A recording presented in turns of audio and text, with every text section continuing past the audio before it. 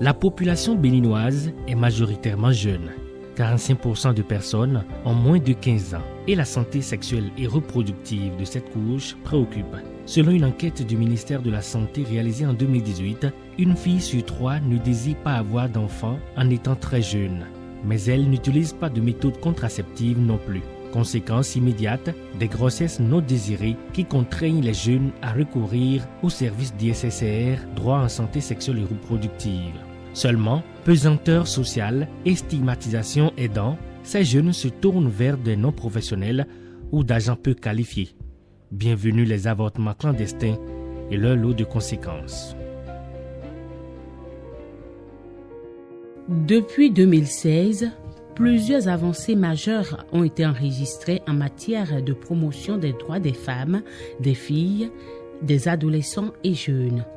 La plus significative de l'avis des observateurs, c'est l'évolution du cadre juridique en la matière avec l'adoption en 2021 de la loi numéro 2021-12 du 20 décembre 2021 relative à la santé sexuelle et reproductive au Bénin. Elle modifie et complète celle de mars 2023. La loi a été votée, c'est vrai, ça nous a soulagés. Et je pense que ceux qui demandaient ces services, ça les a soulagés. Mais il y a un autre problème qui fait surface et qui a toujours existé. Ce sont les normes et les pesanteurs socio-culturels et religieux. C'est vrai, les gens ont toujours envie de demander ce service. Il faut reconnaître qu'il y a quand même maintenant un peu d'avancée parce que les gens peuvent venir quand même demander ce service.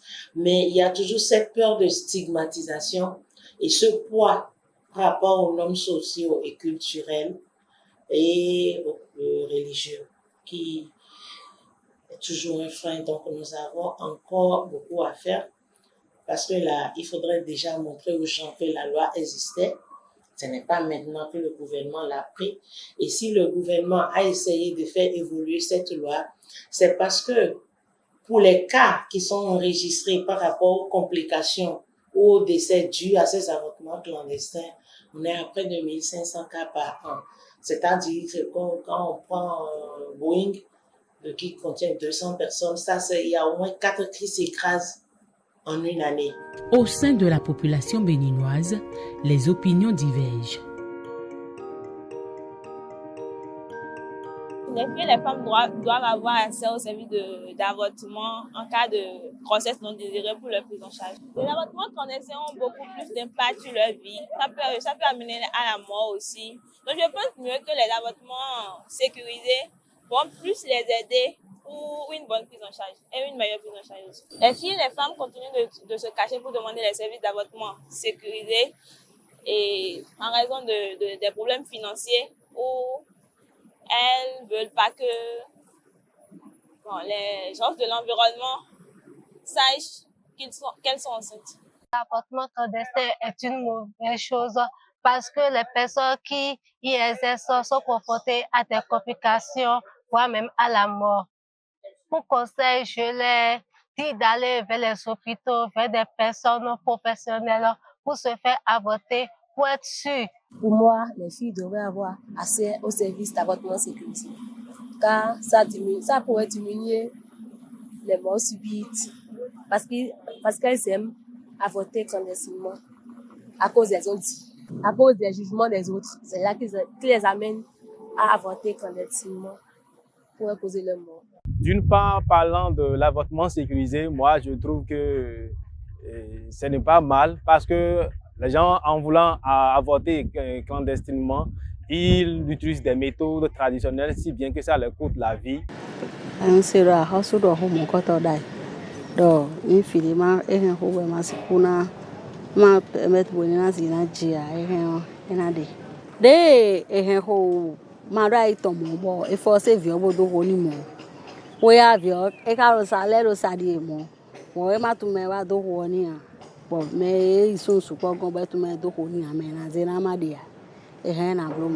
Contrairement aux rumeurs, la loi portant santé sexuelle et reproductive au Bénin ne fait aucunement l'apologie de l'interruption volontaire de grossesse. Cette loi, ce n'est pas pour faire la promotion de l'avortement. Ça, il faut vraiment le dire. Le gouvernement n'est pas dans l'option de faire la promotion de l'avortement, mais plutôt d'amener nos femmes et nos filles à prendre quand même en main leur sexualité et avoir une sexualité responsable, parce que la femme qui vient demander ce service, dès qu'elle a ce service, on l'amène à prendre une méthode contraceptive, on l'amène à pouvoir devenir autonome et à pouvoir se gérer sur le plan sexuel. L'avortement peut être fait en cas de viol ou d'inceste, le cas où la santé maternelle, la santé de la femme enceinte est mise en jeu, où le bébé, le fœtus à l'intérieur, on détecte une affection qui pourra pas le permettre de vivre. Ce qui a été nouveau au niveau de l'article 17 de la modification, c'est que désormais, on prend en compte l'état mental, émotionnel, éducationnel de cette patiente qui veut les services d'avortement. C'est ça, on dit. On prend en compte désormais une grossesse qui porte atteinte au bien-être émotionnel, éducationnel, professionnel et social de la femme. Et c'est ça qui crée le tollé. Quand on dit bien-être éducationnel, voilà une jeune fille qui tombe enceinte et dans les cas où nous nous retrouvons, c'est que ça met à mal la poursuite de sa formation, de son éducation. Et cette personne peut demander et avoir une autorisation pour un avortement sécurisé. Cependant, les jeunes restent encore confrontés à de nombreux défis pour accéder aux services de DSSR, la faute notamment à une kyrielle de stéréotypes. Vouloir choisir et décider par soi-même est assimilé à des comptes valeurs, assimilé à de la prostitution. Oser décider pour son corps est assimilé comme du non-conformisme et du suivisme. Et donc, il faut combattre les non-conformistes. Il faut combattre tout ce qui peut permettre à la fille et à la femme de prendre des décisions éclairées en ce qui concerne sa santé sexuelle et reproductive. On regarde la femme avec dédain, ou on essaie de la sermonner, la moraliser pour pouvoir la faire changer d'avis, ou on essaie quand même de la tourner jusqu'à ce que le délai permis par la loi soit dépassé. C'est de la méchanceté et c'est un choix qu'elle a fait. Si vous n'êtes pas en mesure d'accepter ce choix, vous devez pouvoir l'orienter et non la stigmatiser. La femme te parle tout bas, mais on essaie de parler à haute voix pour que ceux qui sont aux alentours sachent ce qu'elle est venue chercher. C'est une autre forme de stigmatisation aussi. Donc, elle se trouve sur plusieurs formes. Il y a aussi, comme je le dis, sur le plan religieux, on essaie de les faire culpabiliser pour leur montrer que est-ce que tu te dis que c'est un crime que tu fais.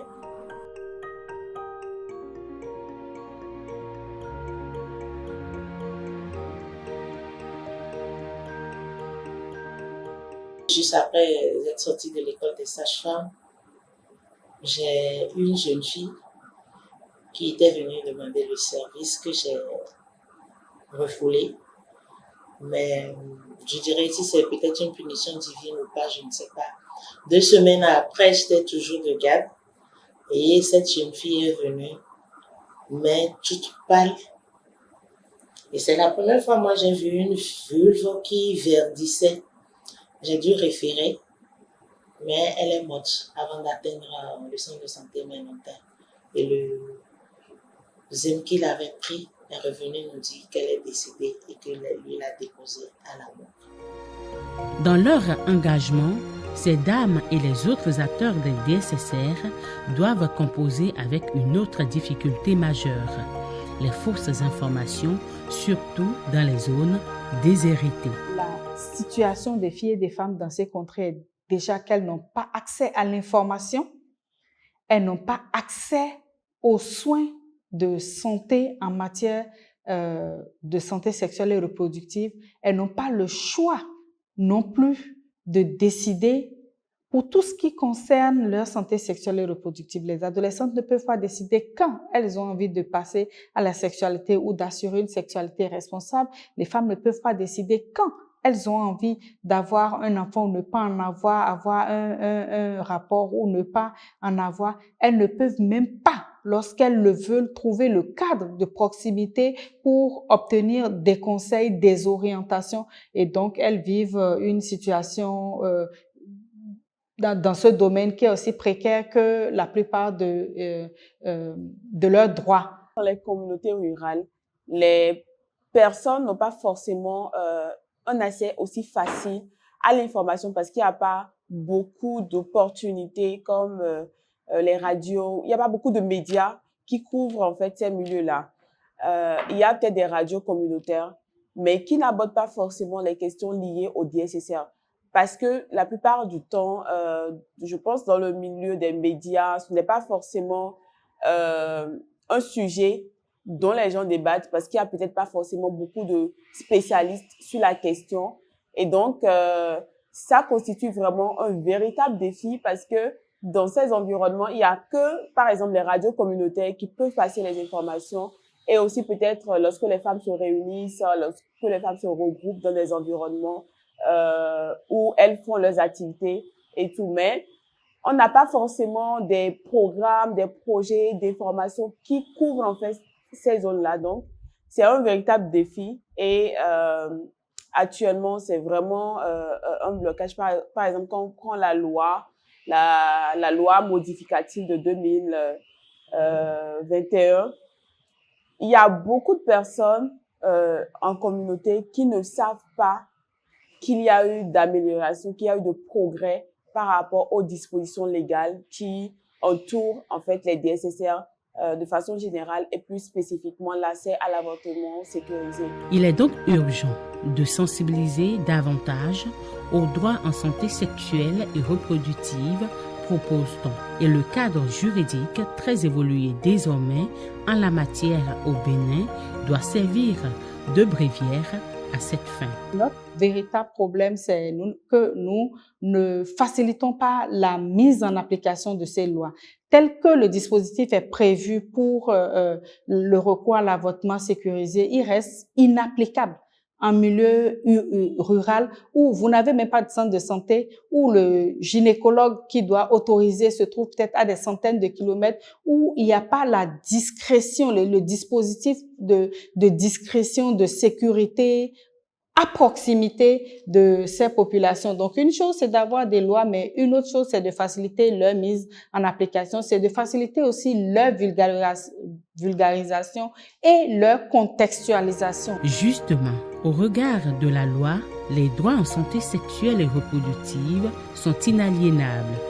Les dispositions stipulent que les DSSR font partie intégrante des droits fondamentaux humains. Ce sont des droits qui sont garantis par tous les instruments. Et quand nous parlons de droits sexuels, de droits à la santé sexuelle et de reproduction, l'un des outils qui garantissent, qui protègent, d'abord, quand je prends le cas du Bénin, c'est déjà la loi 2003 portant protection de droits à la santé et de reproduction, qui est déjà une loi votée depuis 2003.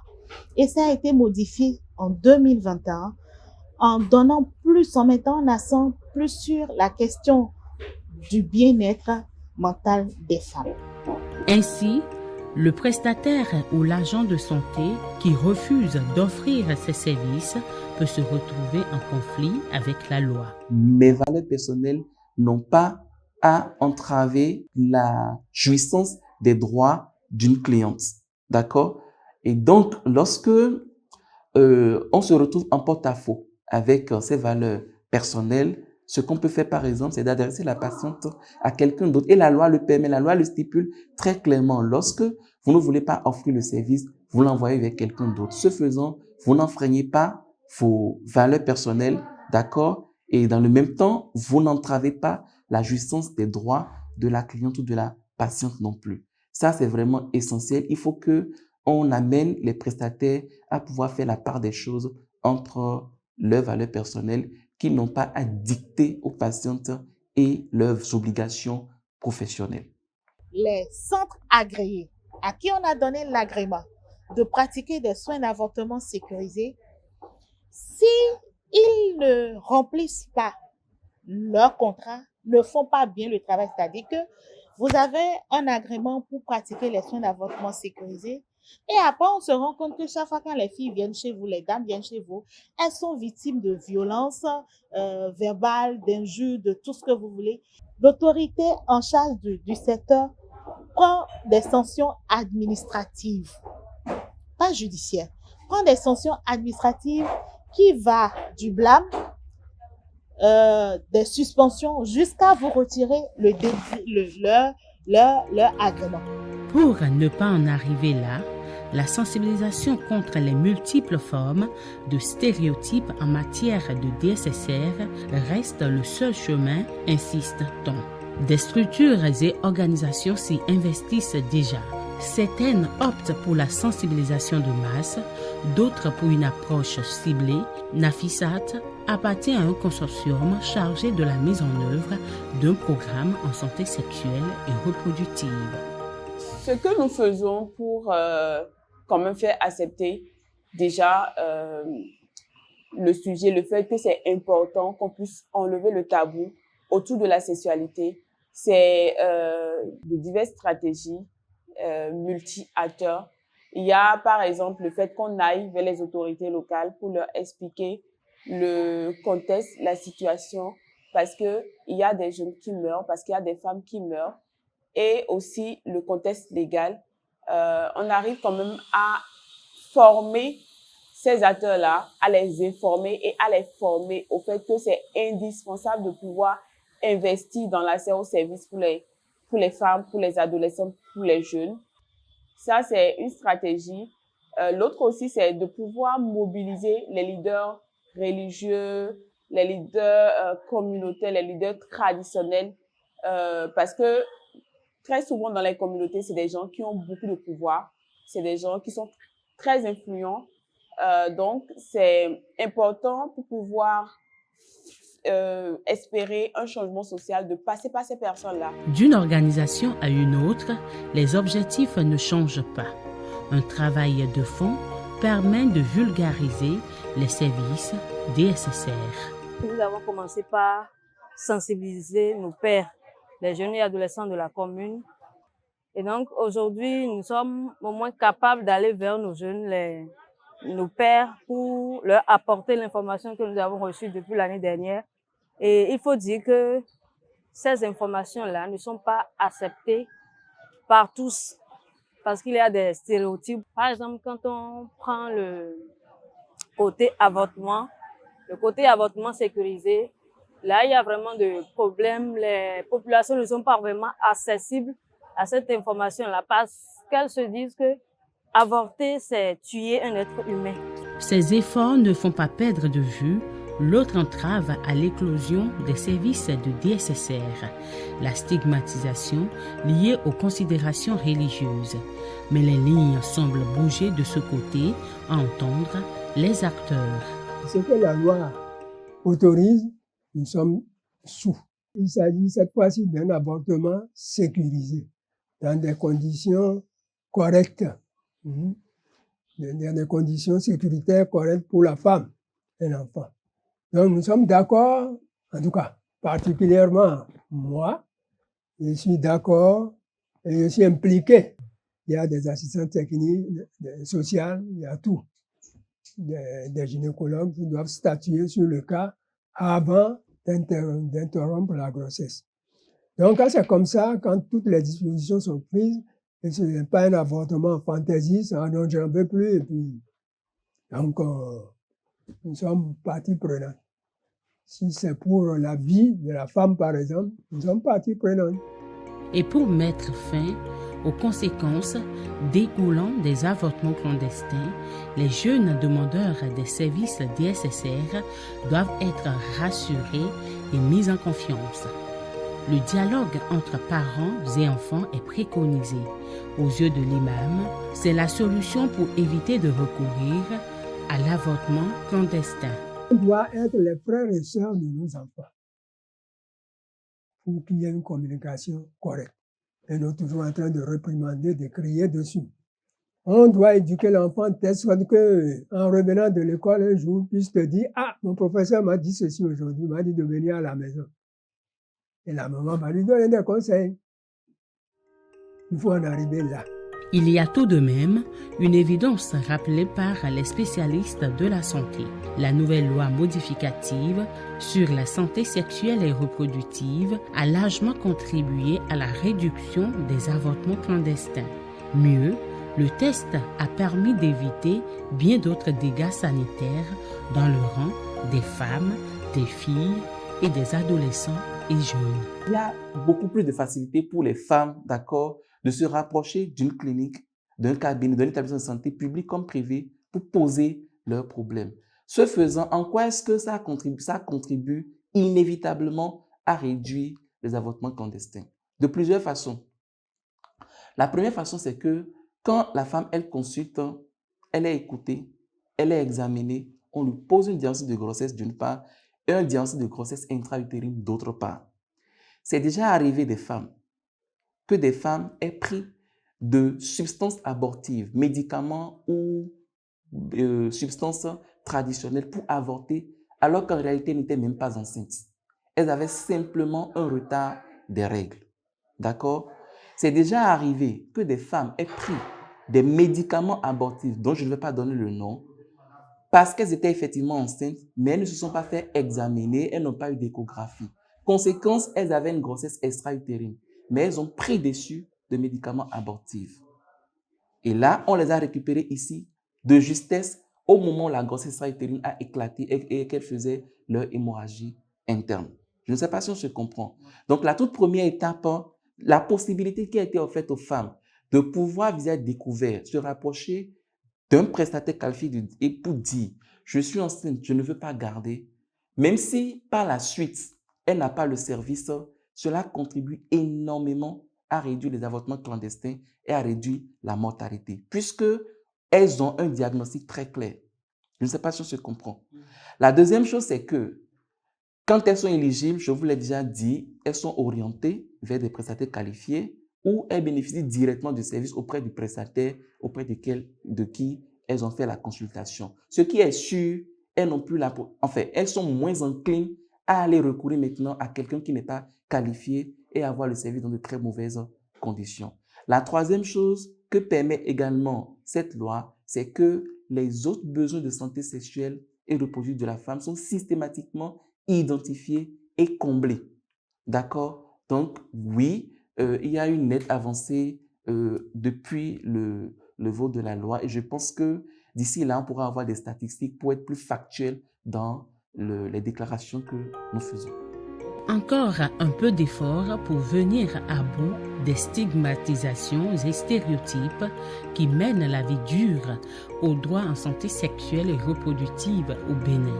C'est ce que les personnes interrogées s'accordent à dire. Leur force pour continuer la lutte réside dans les encourageants résultats déjà obtenus.